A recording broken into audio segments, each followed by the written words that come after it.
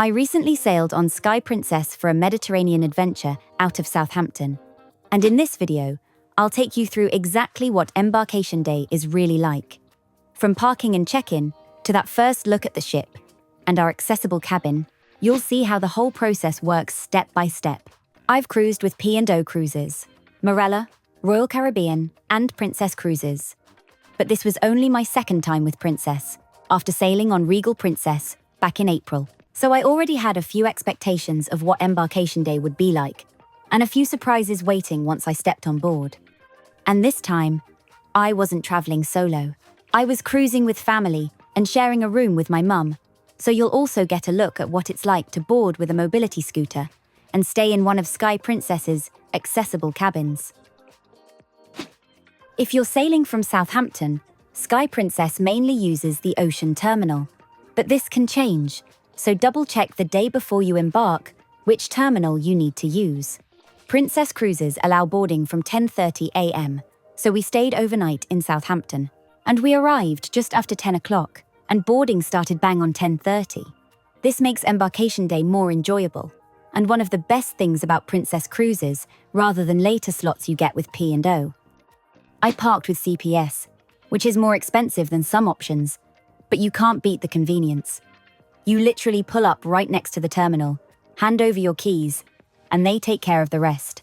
No shuttle buses, no long walks, just unload your luggage, hand it over, and you're inside within minutes. Check-in was super smooth. There were no queues at all. If you've already received your medallion in the post, you'll go through the green lane, but because the medallions only ship to US or Canadian addresses, most UK passengers use the blue lane to collect theirs. Honestly, it doesn't make any difference. The process is quick either way. Because this was my second Princess cruise, I was already familiar with the medallion system, and it really does make life easier. Your cabin door unlocks automatically as you approach, so there's no fumbling for a keycard. You can order food or drinks anywhere through the OceanNow app, even from a sunbed, and it'll find you using location tracking. It's brilliant for accessibility too, because the crew can see where you are if you need assistance or room service delivered. It's one of those touches that makes Princess feel a step ahead of other cruise lines. Once through security, the boarding ramp takes you straight into the Piazza, that stunning 3-deck atrium. Even though I'd seen it before on Regal Princess, it still had that wow factor. But it was busy, really busy. The weather wasn't great, so everyone had gathered inside. There was live music playing, bars already open, and a proper buzz of people finding their bearings.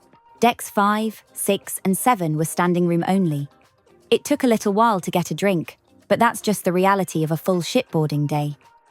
From the Piazza, we started exploring some of the indoor areas, instead of heading straight outside, as the weather was far too wet and windy for the open decks.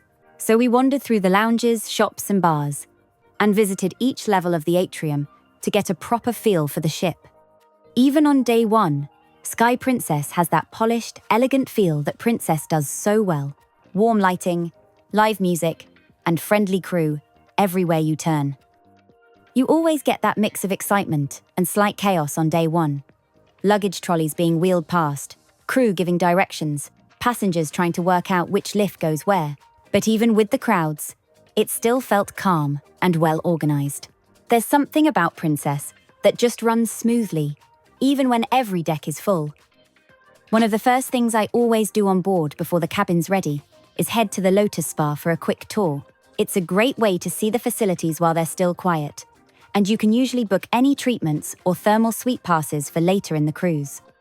And if you're enjoying my Embarkation Day on Sky Princess, make sure you're subscribed, because my next video is the full Sky Princess ship tour.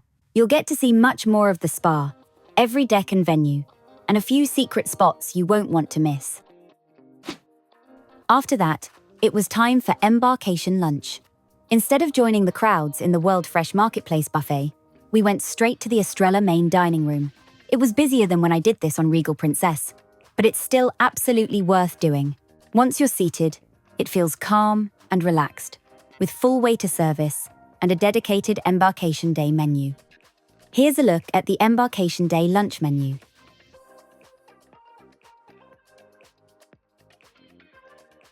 I ordered the avocado and bay shrimp to start, followed by the spinach and ricotta cheese ravioli, and of course, the orange soufflé for dessert, which really is the perfect way to start a princess cruise, as it's only available in the main dining room at the Embarkation Day Lunch.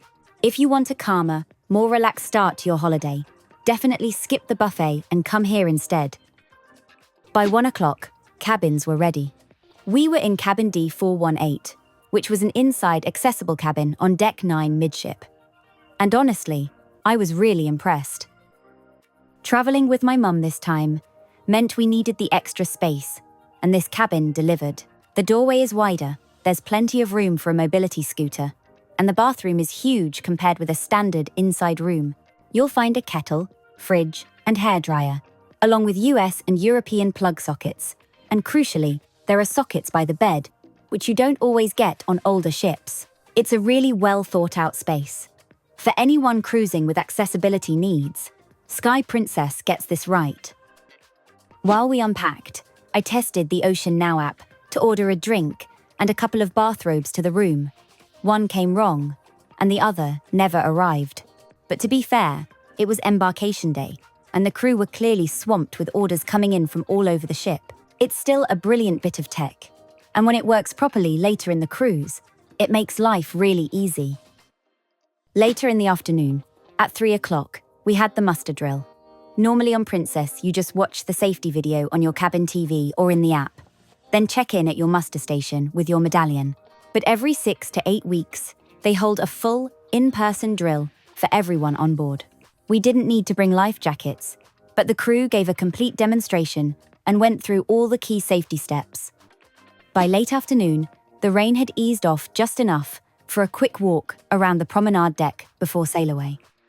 Because the weather wasn't great, the Sailaway party was held inside the Piazza instead of up on deck. It was absolutely packed, standing room only, but it really showed how lively that space can get. There was live music, a DJ, and the cruise staff getting everyone involved. And even though we couldn't be outside, it still felt like a proper celebration. We stayed there most of the evening, listening to the bands and soaking up the atmosphere. The Piazza really is the heart of the ship, elegant, busy, and full of energy. We had dinner in the CIELO Main Dining Room, and I'll be honest, the meal was fine, but not quite as good as what I'd remembered from Regal Princess. Here's a look at the Embarkation night dinner menu. A mix of princess favourites like fettuccine alfredo, grilled salmon, and prime rib, alongside rotating daily specials. After dinner, and that lively indoor Sailaway party in the Piazza, it really hit me how different Sky Princess feels compared with her sister ship, Regal Princess. Sky has a lighter, more modern look, but it keeps that same relaxed, elegant princess atmosphere. Even with the full muster drill, the busy lifts, and a few teething problems with the Medallion app, everything still ran smoothly. From check-in to unpacking, it all felt effortless. And that's exactly what Princess does best. If you've ever cruised with P&O Cruises, and you're curious how Princess compares, the food, the service, and the overall experience, that's the next video you'll want to watch. Click on screen now for my P&O versus Princess comparison,